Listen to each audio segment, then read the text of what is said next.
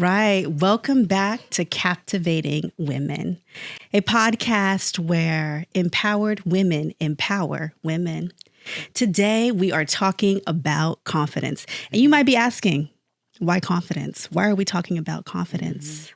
Well, confidence is more than just a personality trait. It's a currency. It determines how we show up, how we relate to others, and ultimately how we relate to ourselves. My name is Dr. B. My patients call me Dr. B, but my name is April. And these are my beautiful co-hosts. Hi, guys. I'm Keisha. I'm your resident psychologist. Excited to be here with you today to share this perspective.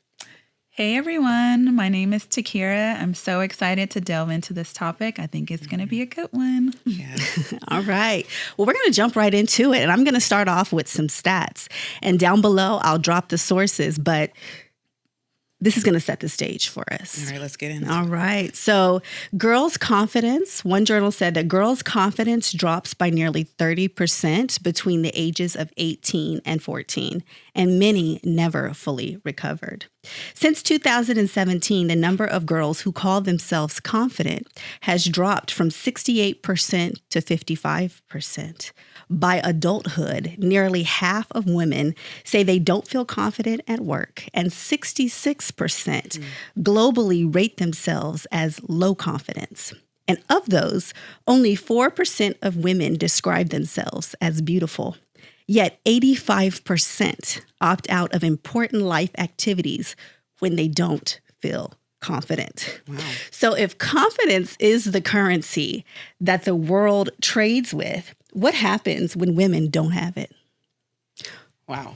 Okay. What happens when women don't have it? So I want to start off our conversation with, we know we have a problem. And I think sometimes we feel like, why are we talking about confidence? You know what I mean? Yeah. But it's extremely important. So I want to ask, what does it look like when women don't have confidence?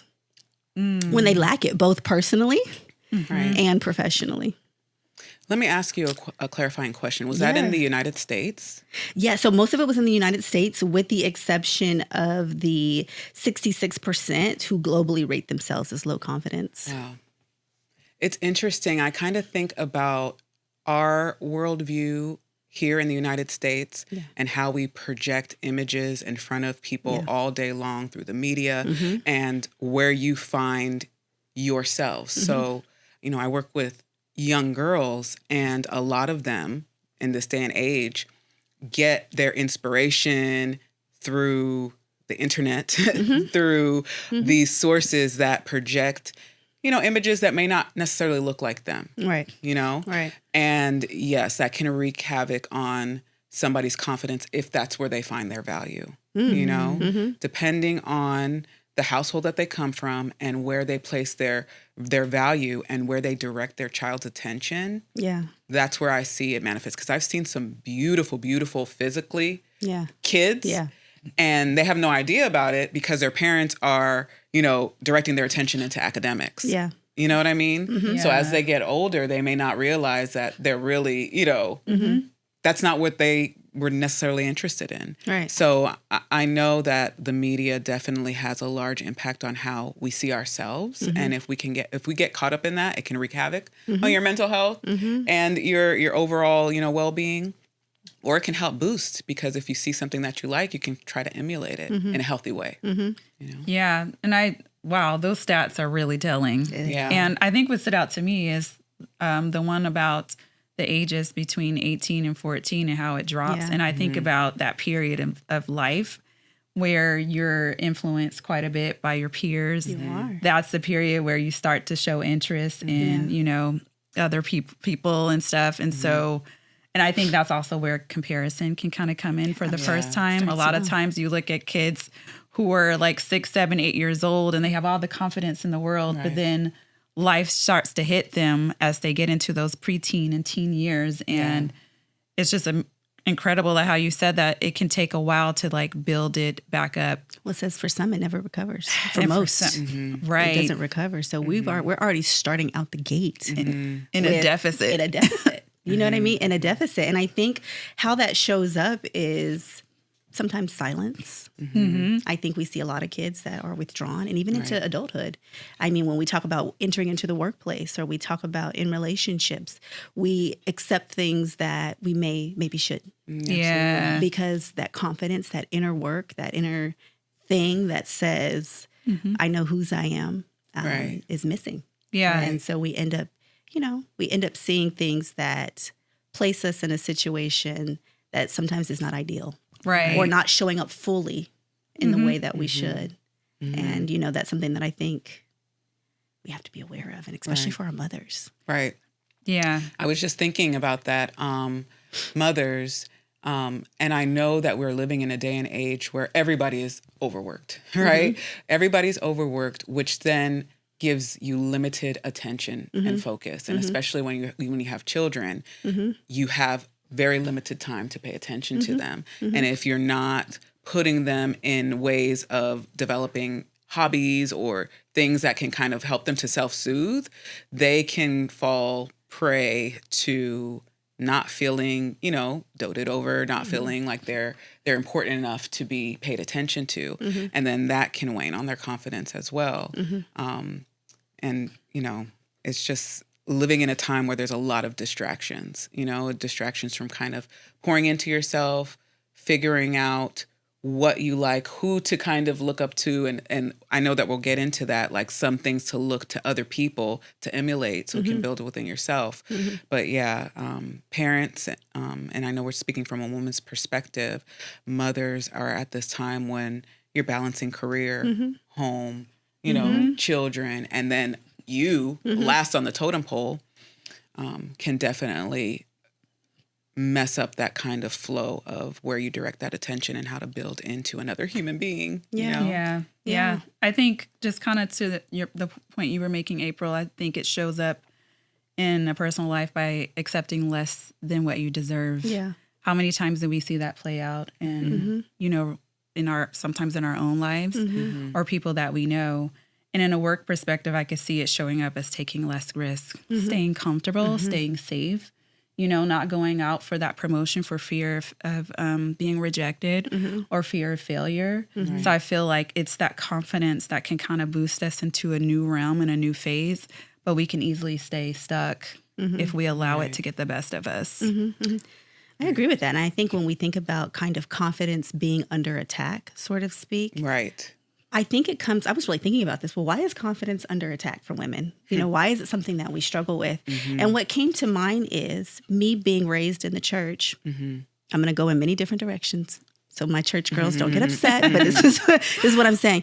Being raised in the church, I think there is a mentality sometimes that is honed in almost on perfection. And I think perfection and humility. Right. And I think perfection can get you to a place where you're polite. You avoid risk. You're risk adverse. You want to make sure that you don't come across as arrogant, but that you come across as humble. And I think that sometimes can prevent us from showing up in our authenticity. And it can almost teach us shrinkage a little bit if it's not correctly calibrated. Right. You know what I mean? Like, I think, and I think sometimes women too, we're labeled as being too much. So what is the byproduct of that? We shrink. Yeah. Instead of showing up fully. Right. No, I agree with it. Personally, and I love that you kind of segued into this. I don't feel like I've ever struggled with kind of putting myself out there in confidence. I think I'm very, the word that first came to mind was strategic, and how I show up and put my energy out there. I think that just has come from my childhood and being able to kind of, I spent a lot of time alone. My parents had a business, my brother and I just had to kind of fend for ourselves a little bit as it kind of, built and kind of stayed out of the way. And so I got myself involved in things that occupied my own attention, and I had skills that I practiced, so I knew how to self-soothe, do things to kind of just get my world into a whole nother area. But as far as confidence, I do notice that when I'm in particular settings, I do have to monitor when I do decide, especially when I'm around certain women or women in general, because I want to make sure that it's an even display, or I'm I'm letting other people, shine too, right? Because that's part of the social dynamic. Because to be completely honest, there is an element of competition for resources amongst women that has been placed societal wise on us, be it for attention, jobs, just survival, basic, right? And then not really having the social skills to build with one another to foster healthy long-term relationships. I notice, and thank God for us, we've been friends from, earlier, I would say late childhood, as far as, where the scale goes, when we started college and then really going into our adulthood. But a lot of people don't have adult relationships and know how to navigate in those spaces. Yeah. And so what I see happening is there's a lot of room for jealousy to breed. Because then you start to see skills in somebody else as competition, or you start to become envious of those skills because you don't think that you have them or you don't know how to grow them yourself. And then that puts fracture into a relationship. Because I don't know about you ladies, but I know when somebody's not feeling me. Oh, yeah. You know what I mean? Oh, yeah, or I know when somebody thinks that I think a certain way about myself. You know what I mean? And so I temper that because, Is that considered dimming yourself, though, a little bit, would you say? Well, see, I'm working on not being so sarcastic, because I can be, but I don't feel like, for me, it's dimming. It's almost like if I sense that in you, I'm going to give you the floor. Now, I will do that too. Yeah. But at the same time, the reason I say yes, it's a form of dimming, because if I were to show up fully in my authenticity, you would be intimidated. So I'm humbly. And I don't mind intimidating people. Some people need to be intimidated. But I'm No, I feel you, but I'm respectively giving you the stage. Right. And it's because I know for me, it's not important. Right. But it is important for you. And so I want you to shine. I get it 100%. Yeah. But I think, an audience, I want to say this. I want to go back. I think that's the beauty in finding community that's like-minded and on the same page. Our friendship has allowed us to level up. Right. I see that one of my girls is doing something that's beautiful.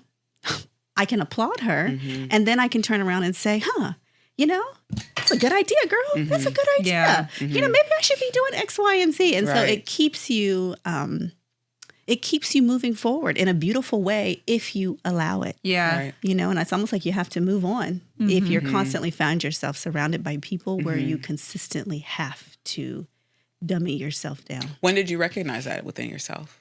About what? What part?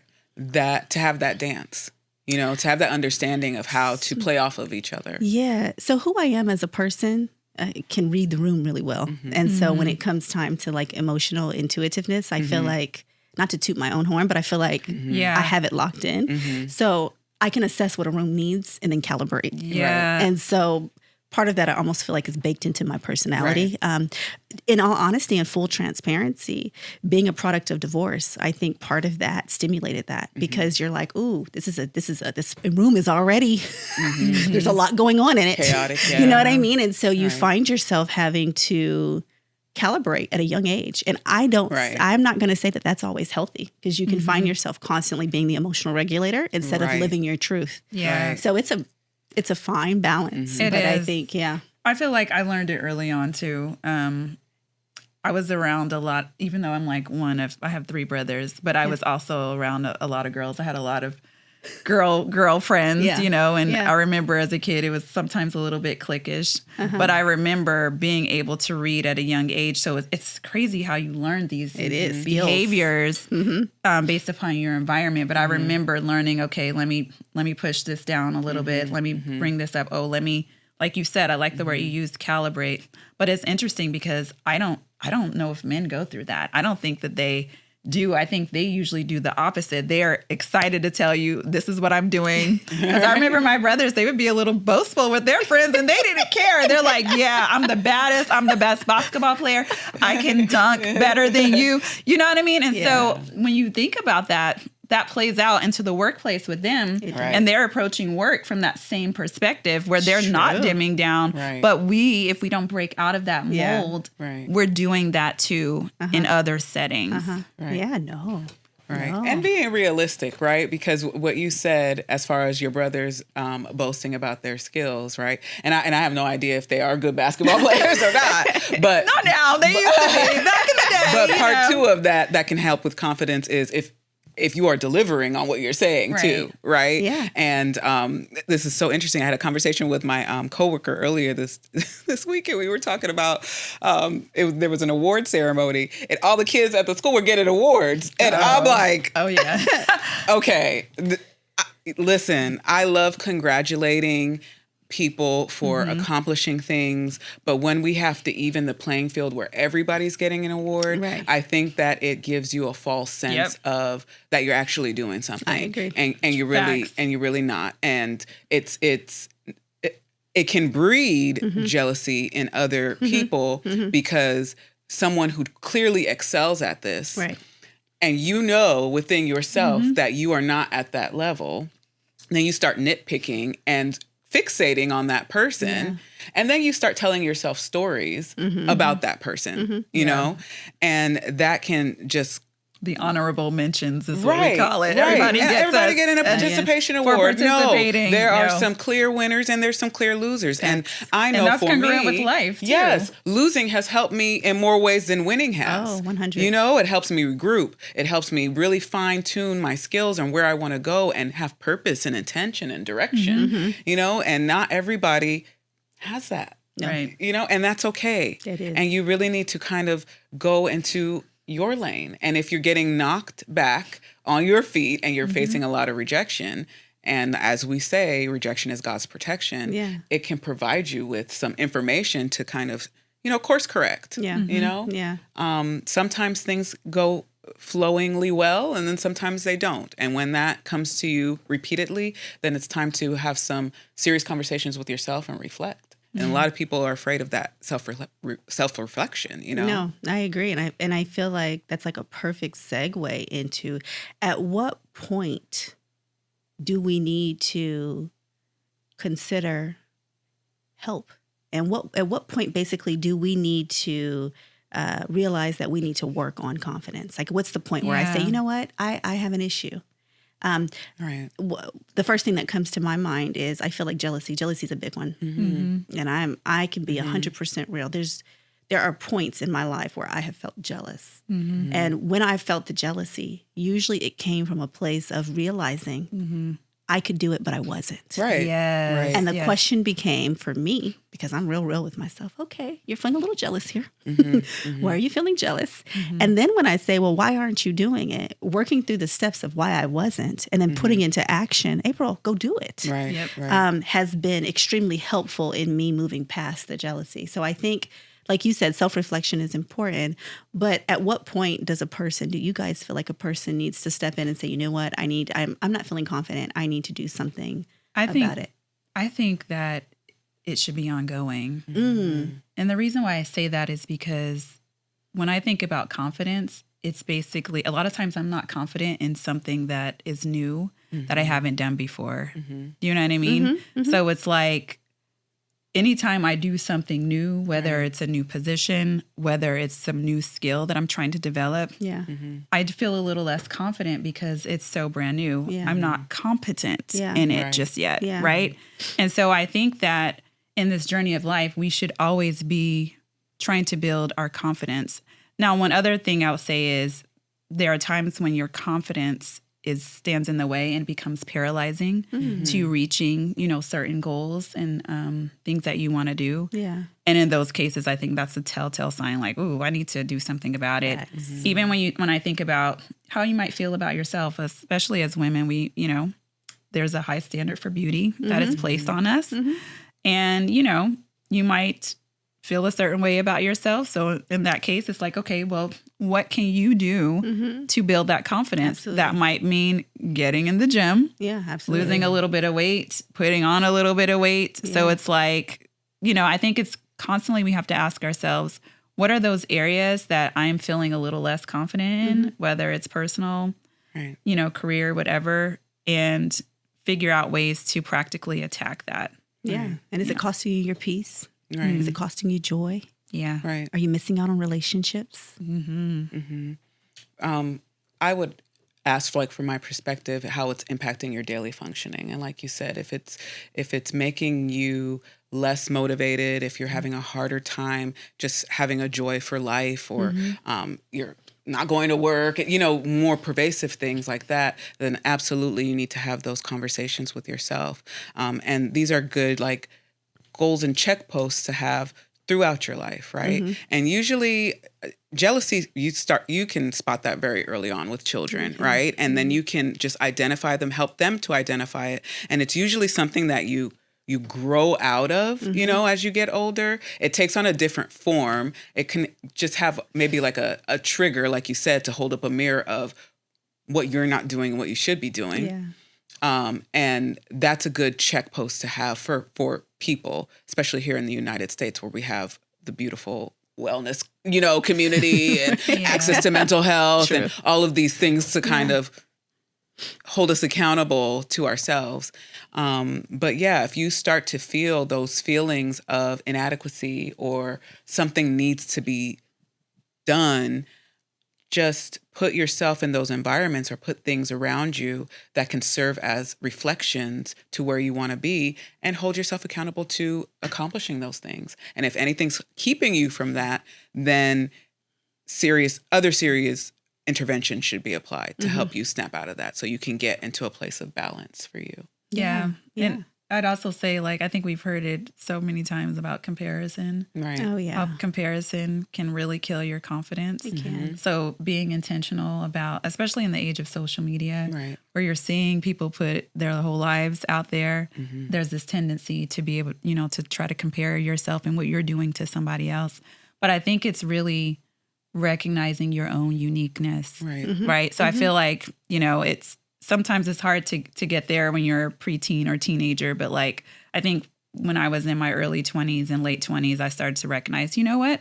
There is a specific uniqueness that I bring, because some things other people are just going to do better than you. Absolutely. And that's just the reality. But knowing that you bring something unique to the table, they might be doing the same thing. You're going to bring your own sauce, your own experience, your own set of values, whatever, and nobody else can do it like you. Facts.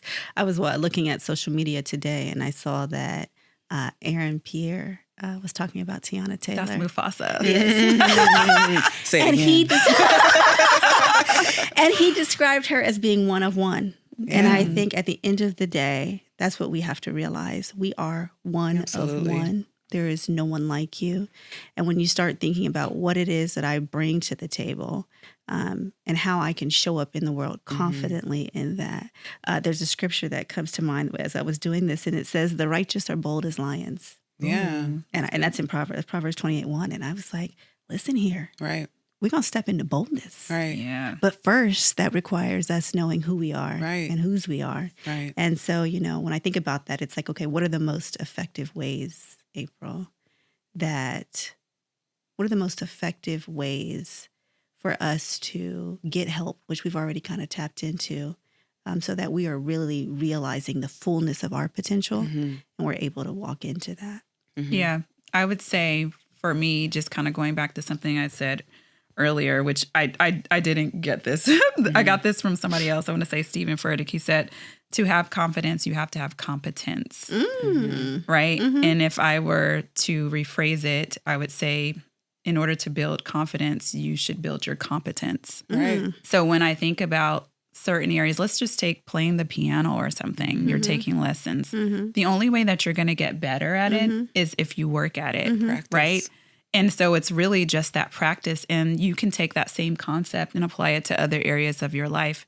I'm confident in the things that I do well. Yeah. And the things I do well typically are the things that I've built some experience in. Yeah. But when I'm trying something for the first time, I'm a little shaky because I'm like, ooh, this is uncomfortable because it's new. Right. But I think that the biggest thing I would say is, build your competence. Yeah. If you build your competence in whatever area that is, you can build your confidence from there. Yeah. Yeah, I love that.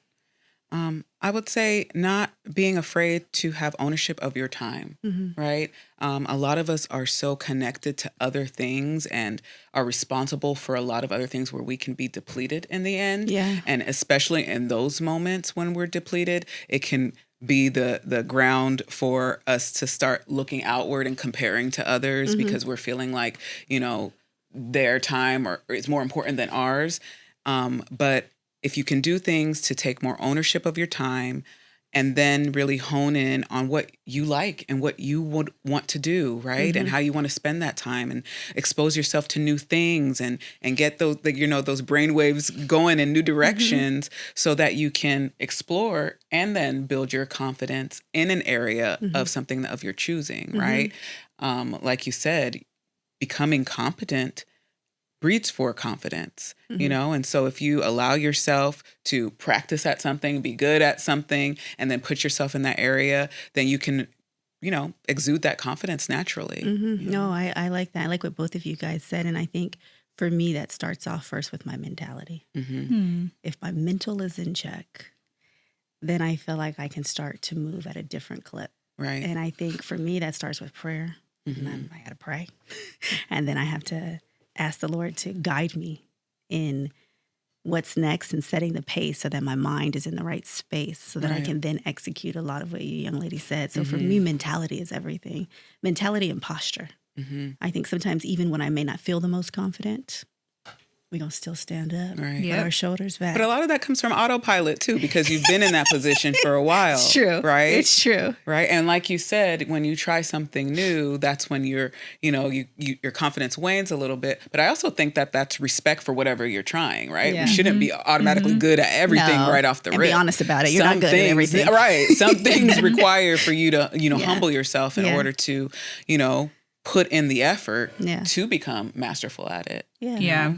I was listening to Mel Robbins. She's like one of my new faves. And she was saying that her definition of confidence is the willingness to try. Right. And she's saying a lot of times we get hung up on confidence because we're waiting to get confidence before we do something. But she was like, actually, let's reframe that. Confidence is an action. Confidence is going forward before you even build the competence. She's like, the only way you can build the competence is if you do it anyway. Yeah. So, confidence is just being willing to try, not allowing the fear of failure or et cetera, to prevent you from going out and taking that leap, taking that next step. Right. Not afraid to look silly sometimes or, do something alone. Yeah. You know how many people will say they won't go to a restaurant alone or to the movies alone? And I'm like, I love going. I prefer to go alone. I love to go alone. Nobody's talking to me. I get to eat. I get to just be in my own zone, in my own space, collect my thoughts, just kind of do that. And being comfortable in your skin. And one other thing that she said is to put things into perspective is everybody starts at 0. Right. They do. You don't just start off being confident, like being able to walk into that room and selling yourself. No, you had to work at it. You started off, you were networking, you were, building your portfolio so that you can speak to it, et cetera. But when you know that everybody started off at the 0 at ground level, it's. I'm going to challenge you a bit though. Because I've been in different spaces. And one thing I've realized is that I think confidence oftentimes comes from whose we are. And I think some people who were raised from a certain socioeconomic status, they do enter the room. Yeah. Feeling as if, and they may not be all the way have it, but they do come in. There's a sense of, I hate to use the word entitlement. There's a sense of entitlement that they enter the space with. And I almost feel like that's what God wants us to do. Yeah. I think they were nurtured probably. But that's what I'm saying. Yeah. So if we're nurtured in certain ways, I do think we can enter a space feeling like, hey, it may not be what I know, but it's who I'm connected to. Yeah. And for me, that source, is God and Jesus, and that's where I'm anchored. And so I can enter into a space with a different level of assurity than maybe someone who has no source. Yeah. And that makes individuality so beautiful as well, because you may have the same skills as this person, but your finesse is different. Yeah. And your approach and how you deliver whatever it is different because of your understanding and who you're connected to, your source, True. And I like that. I like sometimes knowing that I offer the same skills, but how you're going to get those skills are going to be quite different. And the experience might be more pleasurable. Yeah. Overall. Right. Yeah. Right. I think that knowing whose you are, I think that's one of the things that stands out to me. So it's like, there have been plenty of rooms that I've been in that I've been in that I have lacked confidence, but I know that God is walking with me and He's guiding me in that direction. So even though I haven't done it before, You're there for I'm like, okay, if He behind me, right. Can't nobody be in this. Who gonna check me, boo? Relax. So I'm confident, but the difference is I'm not confident in myself. I'm confident in Him. Yeah. That part. So my confidence is not in me because I ain't done it before, but my confidence is in, okay, he got me, you know, this opportunity. So, right. So it's like who I place the confidence in. But that also takes time too, because a lot of people I know are looking for, okay, well then how do I develop that relationship to then have that confidence? You know what I mean? No, that's a good What do point. you ladies do to continue to invest in that relationship? You mean with God? Yeah, with God. Oh, prayer. Right. Spent basically the same way I spent, you know, I invest in relationships with my friends. Right. You guys. I love that. It's no different than that. You know, It's like a real physical relationship. Yeah. I spend time prayer, you know, for me, that's the biggest thing, spending time in God's word, really trying to listen to Him and follow what He says. So, you know, it's pretty much building it the same way you would any relationship. Right. No, I agree. Absolutely. I think it's through a lot of prayer, a lot of reading the word, spending time in nature. Does it for me as well. Yeah. And then I also think for me, my listening comes in the form of, I'm gonna try it in the sense that I'm gonna try to knock on a door. I'm gonna knock on the door. Go for it. And, you know, I'm gonna go for it. But one thing I've realized is the Lord will not open the door. He'll shut the door. You know what I mean? Or say not now. Or say not now. Yeah. And I have to be okay with that. But even in it, that strengthens my walk. And there's plenty of stories where I've seen I wanted to go one direction. The Lord shut the door. I tried to circumvent, or I tried to. And in the future, I realized why the door was shut. And He shows me. And I'm like, well, hot dog. Who would have known? Right. What was behind that door? What was behind that door? That I wanted so bad, okay? That I wanted so bad. Yes. So, you know, and all that is confidence building. Right. But I love that. It's like you're not allowing the lack of confidence to keep you from trying. You still go for it. Right. Even though you may feel a little shaky on it. Yeah. Right. I heard this pastor say, I was listening to a sermon yesterday about how he's funeralized a lot of people. And he goes and he thinks like, dear God, I pray that I never, you know, go to the grave with these visions that you've given me, these dreams and these aspirations. But I think that going back to that confidence, you know, confidence can prevent you from going for that thing, from starting that business, from doing that book, you know, from writing that book because of fear of what other people would think, you know, fear of failure. So it's like going for it anyway. Yeah. That's the biggest thing. And if you find yourself stuck, get help in the area where you find yourself. See a therapist. Right. Help get over those roadblocks. You know, am I wrong, Keish? No, not at all. Not at all. Absolutely. In a time where you don't feel like you need professional intervention, like how we've been speaking, community is very important. Yeah. Surrounding yourself with people that can reflect back to you that they believe in you too, or be real with you. Hey, girl, that may not be your skill. You know what I mean? Hey, maybe you can refine yourself in this area. You know, I know somebody can help you in this, or something along the lines to help your friend grow if that's truly what they want to do. But providing that honesty is very important too in relationships that I feel sometimes is lacking for fear of not wanting to hurt somebody's feelings or not. I'm not saying just offer it unprovoked, but if you are in an environment where it's beneficial to that person and their growth overall, that's like you coming to me and saying that now you want to start singing and dancing. You know what I mean? Yeah. And made me think of American Idol. You know, somebody should tell you. Yeah. And you have said that may not be your gift, you know. I'm not going to continue to tell, hey girl, you know, do that, you know. But she could point her in the direction of some point her in the coach. direction. Absolutely. You know what I'm saying? Yeah. We could pick up a book. We could. Maybe start reading some notes and try to match our voice to the notes. But then wanting to quit your job and do a professional, you know what I mean? All of that. Might need a little guidance and direction. Absolutely. Honest conversation. I'm not trying to kill your dreams. I want to help them, you know, shape them, mold them. Yeah. But I think that, you know, just having those honest conversations with one another can help refine your confidence too. No, I agree. And just to kind of round that out, just not being afraid to pick up a book, not being afraid to teach yourself, self-teach. I love tap into stuff. That, yeah, me too. mean? I feel like I love learning. So we should all be on this continuous journey of evolution. You've never fully arrived. No. Right? Yeah. If you think you have, that's when God steps in. And somebody says when you cease to grow, you're dying. Yeah. It's death. Yeah. I mean, it's true. We must constantly be evolving, changing, growing. Your body will naturally deteriorate if you don't, address certain things and grow in certain ways. So, yeah. Yeah. So I just want to kind of talk about, a confidence reset, some things that we can do to reset our framework if we find ourselves feeling not the most confident. And some of those things that it talked about is 3 S's: stand, speak, set. Mm-hmm. So stand is talking about literally our presence and our posture introduces us well before we actually say anything. Mm-hmm. So it becomes important for us to I like that.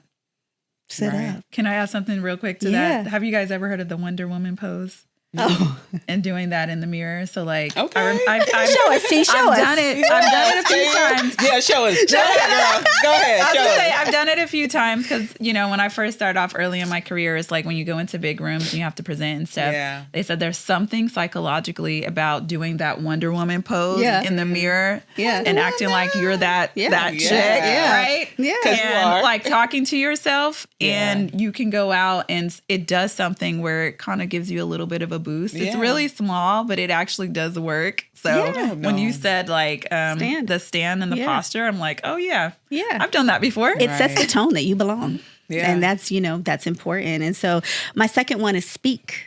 And what that simply means is replacing I think with I know. Mm-hmm. I think sometimes we have to speak in the affirmative of what we know. Mm-hmm. And I think weakens our positioning a lot of times. And I've been guilty. I use I think sometimes. I think, and here's the thing, I think I'm sounding confident. But I think when we move from even now, we must move from a place of I know. So that's another key. And then set, which is our last one. Say no to anything that is beneath your value. Mm-hmm. Know what you're worth, mm-hmm. whose you are. And if it doesn't serve you, simply say no. That's very important. Very important. I know that it can be difficult when you're trying to implement these things into a new routine and you're in the same spaces because sometimes you can get pushback from other people because now you're acting brand new or whatever the case may be. True. But your desire for change and growth has to be stronger, and little changes and little mantras like that you can slowly start to implement, you can see big differences very soon. Yeah. And everything. And tying back to that speak, what comes to mind for me is affirmations. Yeah. We can't devalue the importance and the impact of affirmations, so really kind of saying, speaking into existence what you see, even though you may not feel it. There's this scripture in the Bible, I don't remember where it's found, but it says, let the weak say I'm strong. So you aren't strong. You might be feeling really weak right now, but say I'm strong. I am strong. I am powerful. I can do this. I will be successful. Like speaking that over yourself. Yeah. And, I think that's one practical way that you can build some confidence too. But coupling that with some of those other things that we mentioned. Yes. No, I think that's so good. I mean, we can't work ourselves into confidence, I think, but at the same time, there's things that we can use that can help to strengthen our position. And I think it's important that we utilize all of our tools, all of our resources to continually help us to grow and to be the most confident women and to be everything that God has called us to be. Yes. I think that's extremely important. So what I want to say is there, if we were to walk away today, what's one affirmation that you would want to leave with our listeners so that they could walk away with a nugget about confidence, as they continue on this journey of growth and development in the area of confidence? Yeah, I would just kind of reiterate what I had mentioned before, like raise your competence. I can't say it enough because for me, especially in the workplace, the biggest way that I built my confidence is through being competent. And for me, what it looked like was preparation. I prepared, and a lot of times I over prepared because I wasn't feeling confident, so it's like just raise your level of competence. and do what it takes to build that confidence. Yeah. If you're not feeling confident in yourself, like, you know, maybe you need to take a makeup class or, you know, whatever it is that you're feeling, figure out something that you can do practically to build that thing. Read books if you're struggling in the area of finances and you want to become more confident in that. Communication, like there's classes you can take. So think about those areas where you're feeling less confident and figure out ways to practically build that. That's what I would leave. Right. Have fun with the journey. You know, it's everything is, life is a journey. So if you want to learn something new, start off small. Don't have these big, you know, goals that are going to be very impactful to you if you're not able to accomplish them right away. But start off small.